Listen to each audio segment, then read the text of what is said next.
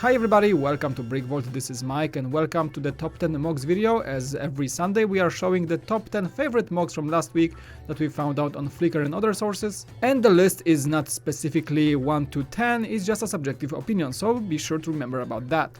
Also, the latest MOC that was added to our web store, the www.brickvault.toys, is this beautiful minifigure scale snow speeder in white and grey versions. This one comes from Bernhard. And of course, if you want to check it out in our web store, I'm gonna leave a link below. Every purchase you make supports our channel and also the designer. At the end of the episode, I'm gonna be showing your fan creations that you guys are sending to our Fan MOCs email. If you want to send more for next week, the details are below this video. And starting off with number 10, we have Steve Peterson and his very interesting take on Star Wars and Second World War mixed. We have 3 models presented by Steve. This is the TIE ME-109, that's a take between Messerschmitt 109, a famous fighter from the German aviation, and also, of course, the TIE Interceptor. This one is the P-51X Stang, or just a mix between the X-Wing and the P-51 Mustang, a very famous, also American attack plane. And I think the last one is my favorite, that is the P-38Y Thing, a mix between the Y-Wing and the P-38 Lightning, also a very well-known attack plane. I love the take on this one the most. You can see the armament under the wings, a very nice incorporation of the turbo-powered engines. And also a very cool sticker for the canopy showing this World War II era bomber crossover. Those are quite simple builds, but the idea is very well executed.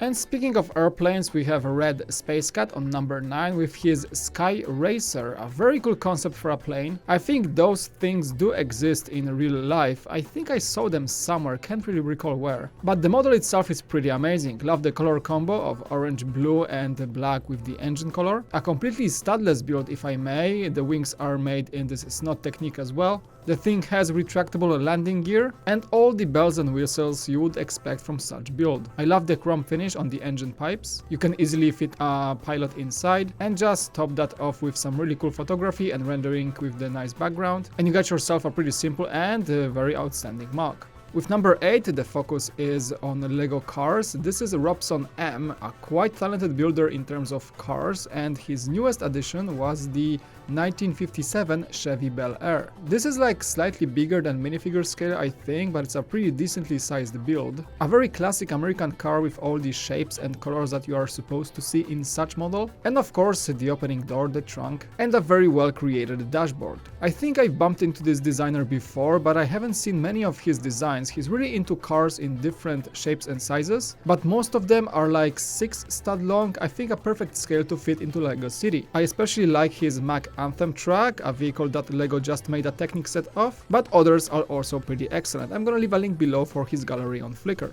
Now let's jump to number 7, some trains will be on this list. This is Tim Schwolfenberg and his train bridge or river crossing. The train that's on the bridge was posted by Tim some time ago, I think Jack mentioned that in one of the episodes, but today we're focusing on this beautiful build for the bridge. Amazing framework there, I think mostly using lightsaber and lightsaber handles, some connections and some, I think, Technic joints if I see correctly. But overall the effect is pretty astonishing and it incorporates very well with the adjacent rocky structure of the landscape. Tim is one of my favorite MOC creators and his previous MOC, The Last of Us diorama, is my favorite of all time. Too bad he actually smashed it on this year's BrickCon. I guess that's somewhat of a tradition I don't really like.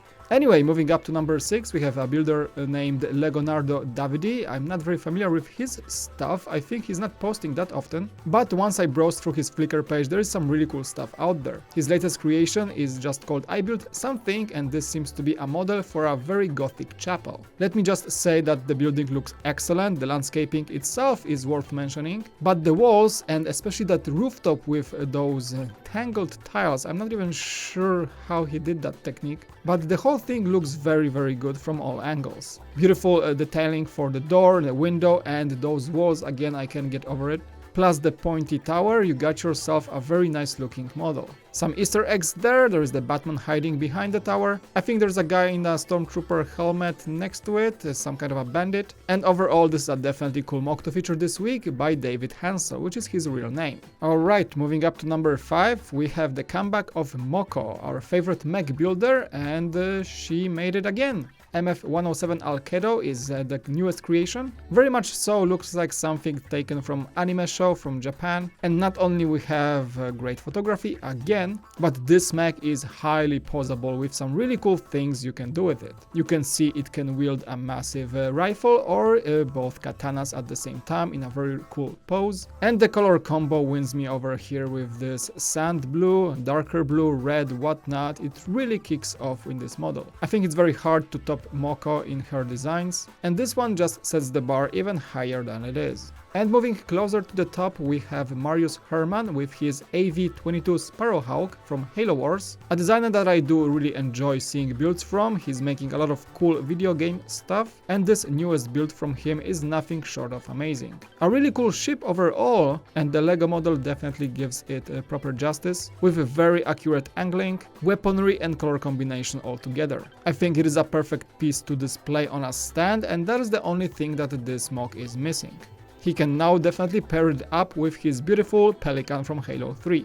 Alright, getting into the top 3, we have Thorsten Bonsch on the number 3 spot. That is the SpiderMan vs Dr. Octopus. This beautiful display shows the scene of fight between Spider-Man and Dr. Octopus in the Daily Buggles lobby. And a lot of dynamics are getting in there, a lot of action. You can see the Dr. Octopus getting over Spider-Man after all those broken glass in the front. People outside don't seem to be noticing the chaos yet, but it's all happening. It's like in the middle of the fight. But apart from all the dynamics, you gotta appreciate the build itself. You can see even the Daily Bugle floors are made perfectly. You can see the desks behind those walls, as the office of the newspaper is just working normally. The statue in the middle deserves its own mention, definitely, and I love the design for those side stairs. Plus the curved wall with the city skyline, that is something really amazing. A lot of cool details and definitely a homage to this iconic superhero moment. And coming up higher, number 2 is from a fellow designer from Poland. This is coming from Marcin Grabowski,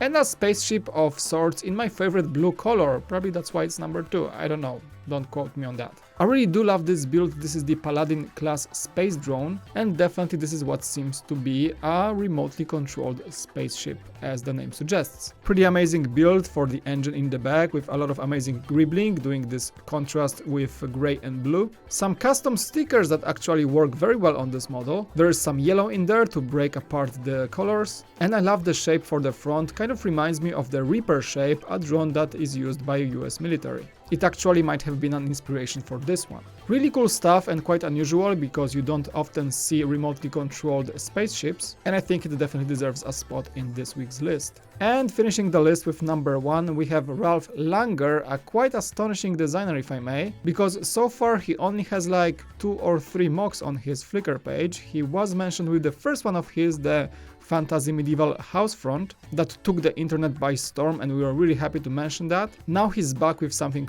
even more epic. This is called simply The Broken Home, and that is a diorama of a city after an earthquake. I don't even know where to start. I mean, this set just got the number 1 spot because of all the techniques and angles and all the details that were used in this one. Starting off with that tree in the middle maybe. I mean, look at how beautifully it's built with this canted shape, followed by cracks in the asphalt, in the street. Everything just feels like after an earthquake, like the landscape actually moved. The buildings in the back are another piece of art with the beautiful wall techniques used in every single one with different outcomes. The hole in the street with the ground being shown, it's another great thing, and I don't think I have to talk about this too much. I would just suggest to really go to the Flickr page and check those pictures in high res to see all those amazing details. That is a completely new level of designing, if I may. It does remind me of my favorite mock, as I mentioned, the Tim Schwolfenberg's Last of Us. Kind of a same setting, if I may, kind of a post-apocalyptic. So I think both designers have a lot in common, and that means a lot. Ralf also posted the pictures, close-up pictures of the techniques he used for the textures of those walls. So if you want to learn something new, that's a great source. And definitely a mock I will remember for quite a long time. And that was the last one. Those are the all 10 mocks for my selection for this week. Now is the time to show off your fan creations that you guys are sending to our email. It's right on the screen if you want to send more for next week. Also, follow the rules. that are listed easily in the description below this video. And that is it for this week's episode. Thanks so much for watching. As always, you can leave a like and subscribe if you enjoyed this episode. You can also turn on the notifications, that little bell button right there, to let you know whenever we post a new video. And I can keep talking, but thanks so much for watching. It was Mike, and we'll see you next time on BrickVault.